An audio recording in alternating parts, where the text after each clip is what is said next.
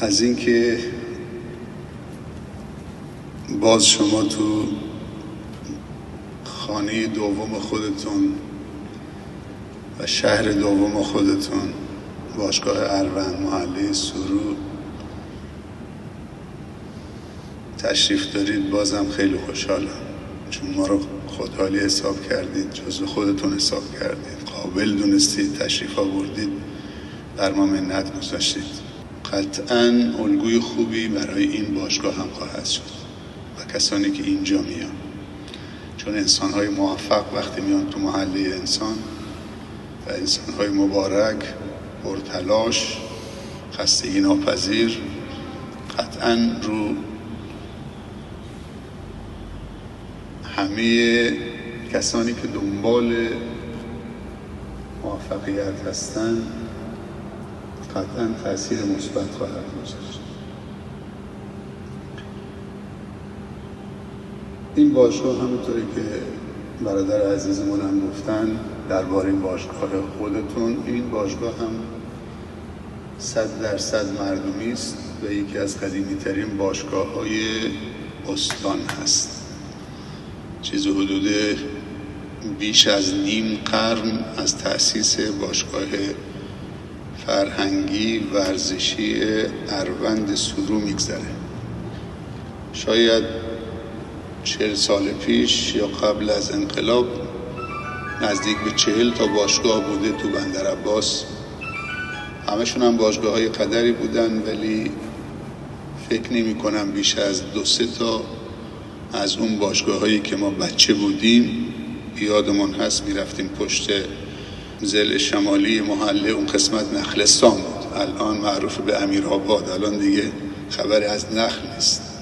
ما با دوچرخه و یا پیاده میرفتیم اونجا، یه زمین خاکی بود، بازی میکردیم یا تماشا میکردیم بازی این عزیزان.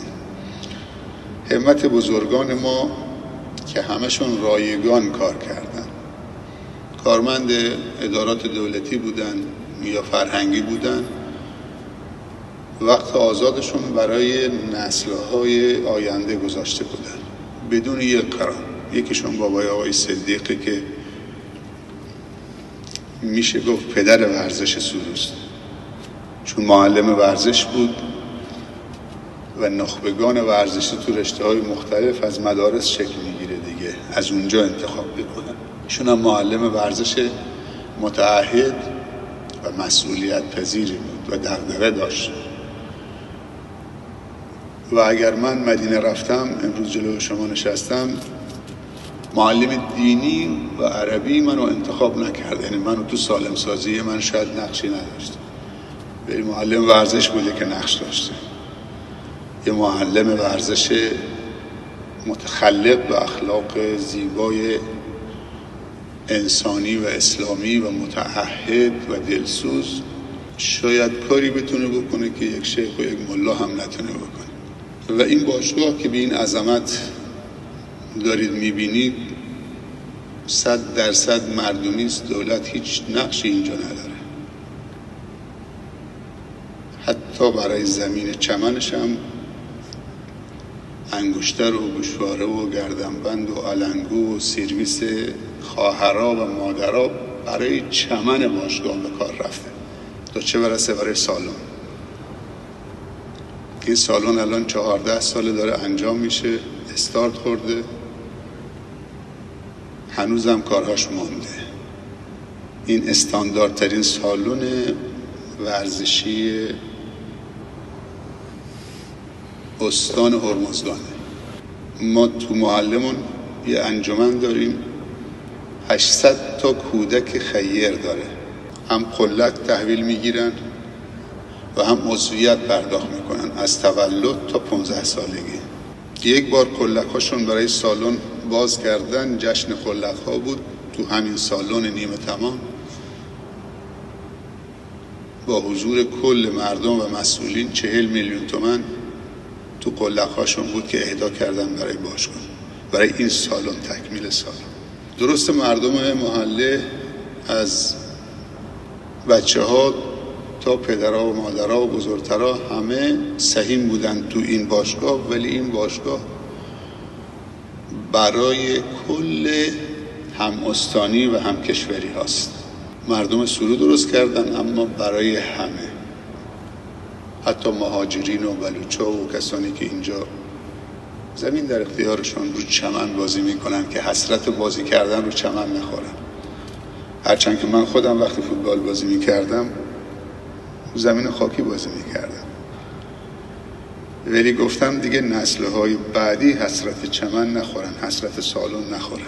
ما یه آماری گرفتیم در استان خودمون، بعد از مدتی تحقیق به این نتیجه رسیدیم که برای هر جوان هرمزگانی، خصوصا تو جامعه اهل سنت، بین 1 متر تا 5 متر فضای استاندارد هست برای نماز خوندنش. اگه جوانی بخواد نماز بخونه، بین 1 متر تا 5 متر فضای استاندارد عالی درجه 1 برای نماز خوندن. درسته که نیم متر بسشه. یعنی من اگر اینطوری رو به قبله بیستم، نیم متر، چرا 5 متر؟ اصلا 1 متر. این 4 متر اسرافه مسجد هم باشه.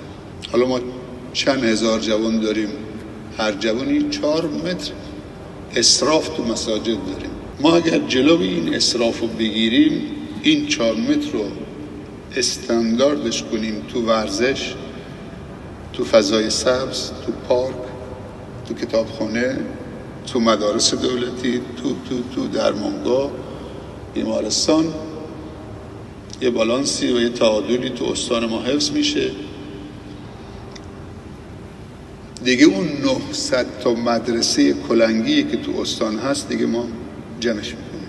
ما تو استان هرمزگان 900 تا مدرسه تخریبی داریم که باید سریع جمع بشه، بازسازی بشه و بچه‌های ما تو مدارس در خطرن. حالا تو ورزش آماری که ما گرفتیم برای هر جوان هرمزگانی بین 1 سانت تا 3 سانت. این بیشتر برای پسراست این آمار. دخترای ما دیگه همون 1 سانت تا 3 سانت هم ندارن. درسایی که پسرا تو فضای باز هم میتونن ورزش بکنن، ولی دخترا که نمیتونن تو فضای باز ورزش بکنن. اگه دخترای ما بخوام فوتسال بازی بکنن، علاقه فوتبال داشته باشن، باید سالن داشته باشن. شما تو نخلستان، تو بیابون، تو دشت، همه جا میتونه بازی بکنید. والیبال بخوای بازی بکنید، بسکت بخوای بازی بکنید، ولی دخترها چی؟ عزیزمون گزارش دادن که شما بدون هیچ امکاناتی قهرمان استان شدید. اگه ایشون میگفتن ما این همه امکانات خارق‌العاده داریم،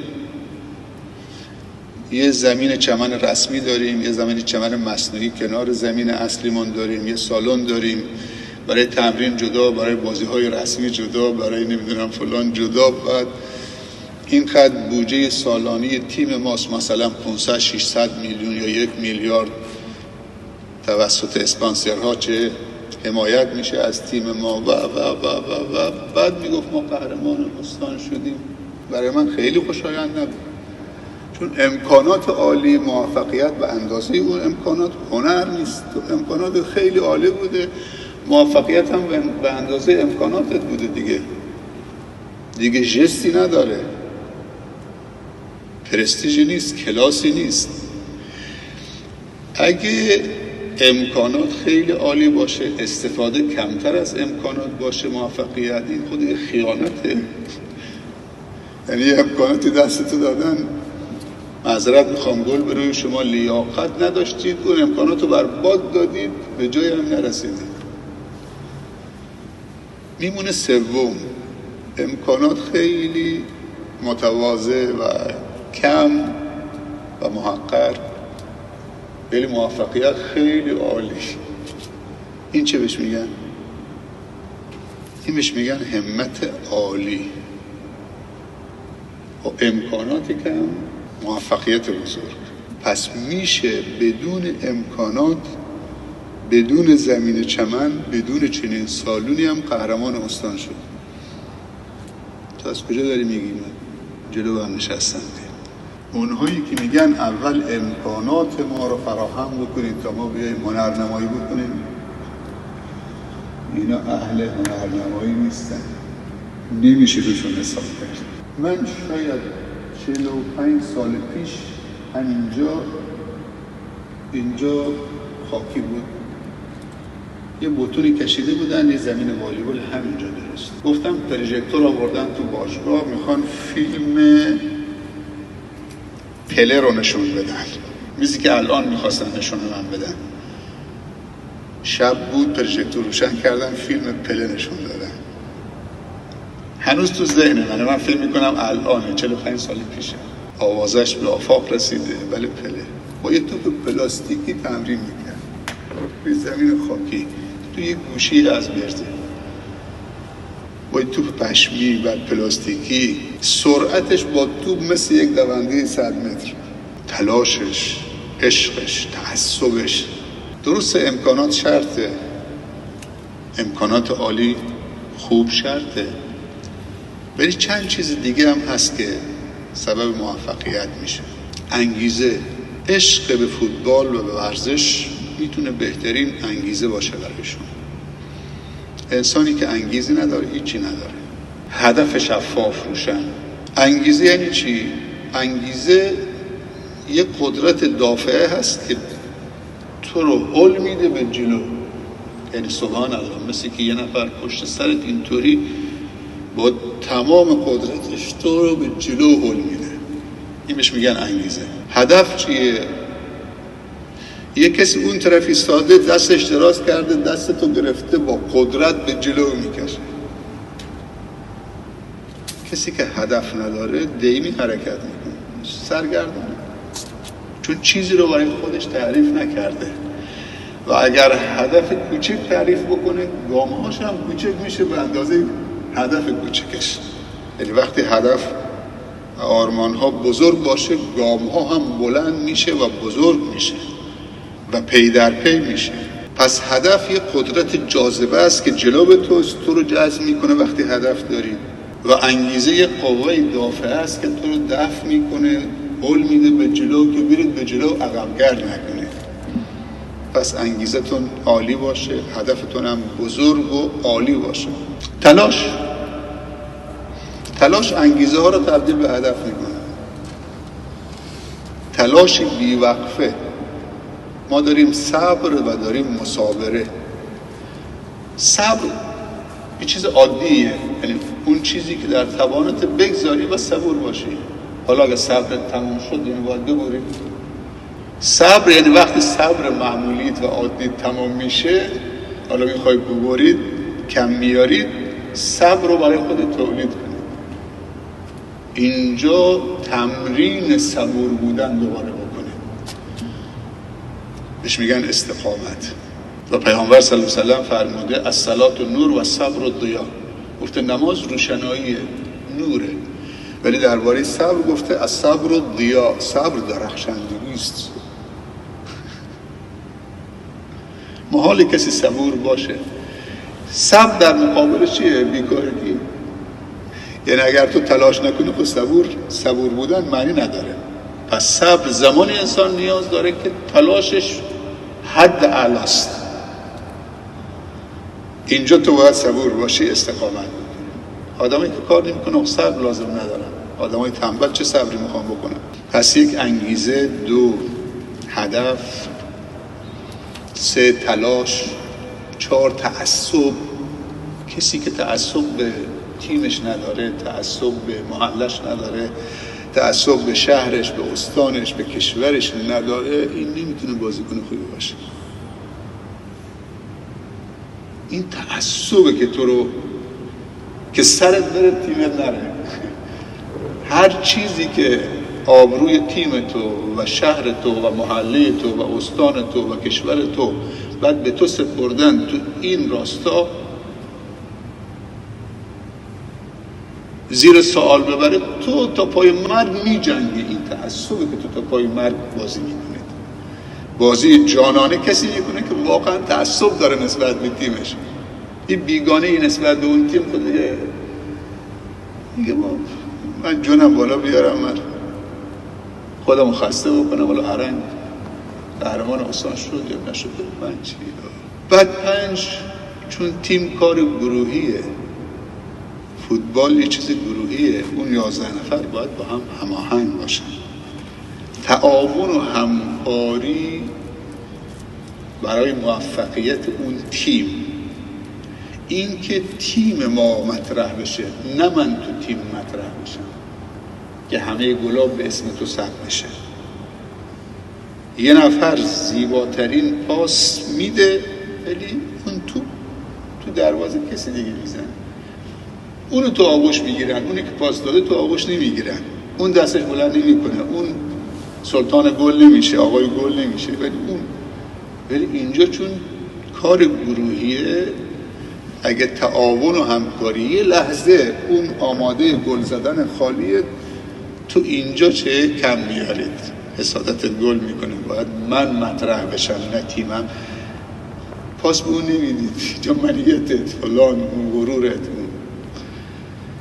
شاید خودت هم گل نزنی، زاویه بسته باشه و اون براش خیلی راحت بود، ولی این غرور تو مانع شد که تیم تو صعود بکنه، کشور تو آبرومند بشه، استان تو و محله تو و روستای تو و شهر تو. تکنیک اینم خیلی مهمه، قدرت بدنی خیلی مهمه، نفس خیلی مهمه، سرعت هم خیلی مهمه. تکنیک هنرنمایی است، با تمرین ایجاد میشه و تمرکز. میتونید با تو بازی بکنید. دنیا میدانی است برای به نمایش گذاشتن هنرهای زیبا. الان خیلی از فوتبالیستا در دنیا و در کشور خودمون موفق‌تر از شیخ‌ها و ملاها و مولوی‌ها و آخوندها هستند برای همدلی، برای هر کار. اون هنر زیبا مذهب نداره، مذهبش جهانیه. هنر زیبا مذهبش جهانیه، ولی مذهب دینی مذهب جدایی شده. الان این ورزشکارا راحت میتونن مذاهب مختلف رو کنار هم بذارن، قومیت‌های مختلف، نمیدونم فلان. این استقلال، پیروزی که تو کشور ما این همه طرفدار داره، حوزه علمیه نیستن که اینا فوتبالیستن. سنی طرفدارشونه، شیعه طرفدارشونه، مسیحی طرفدارشونه، بلوچ طرفدارشونه، کرد طرفدارشونه، لور طرفدارشونه، عرب طرفدارشونه، ترکمن طرفدارشونه، فارس طرفدارشونه. طرفدار بازی خوبه. یعنی ورزش شده فراتر از مذهب، فراتر از دین، برای همدلی، همراهی، وحدت، یکپارچگی. و تو حوادث غیر مترقبه در کشور ما و در دنیا، وقتی سیلی میاد، زلزله میاد، وقتی یک ورزشکار یه صحبتی میکنه 10 میلیارد جمع میکنه. وقتی میرن اونجا هزینه میکنن از مذهب نمیپرسن ورزشکارا. ولی من وقتی میخوام برم روستای سنی کجاست؟ چون یه شیخ سنی هم، یه شیخ شیعه میگه این روستا شیعه کجاست؟ اونا کمک کنم اولاتره. شیخ سنی هم میگه، یا مولوی بلوچ میگه به بلوچ‌ها، یا مولوی نمیدونم خراسانی میگه خراسانی ها، ولی اون میگه نه. هنرهای زیبا، سوژه‌های زیبا بیافرینید. من بچه‌هایی رو دیدم کوچک تو همین باشگاه میان واقعا با توپ بازی میکنن. میبینید تو فیلم ها، میبینید یه دختر بچه، یه پسر بچه، تو خسته میشه از نگاه کردن، حوصله‌ات سر میره که این توپ از رو پاش میفته زمین، نمیفته. تو اعصابت خورد میشه که چرا نمیفته.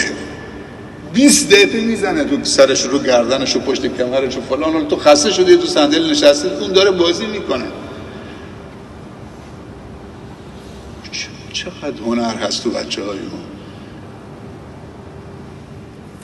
اینا اگر این استعدادها کشف بشه، جهت داده بشه، بها بهش داده بشه، ورزشکار جوانمرده. فرقی نمیکنه ورزش پهلوانی بکنه، جهان پهلوان تختی باشه یا فوتبالیست باشه.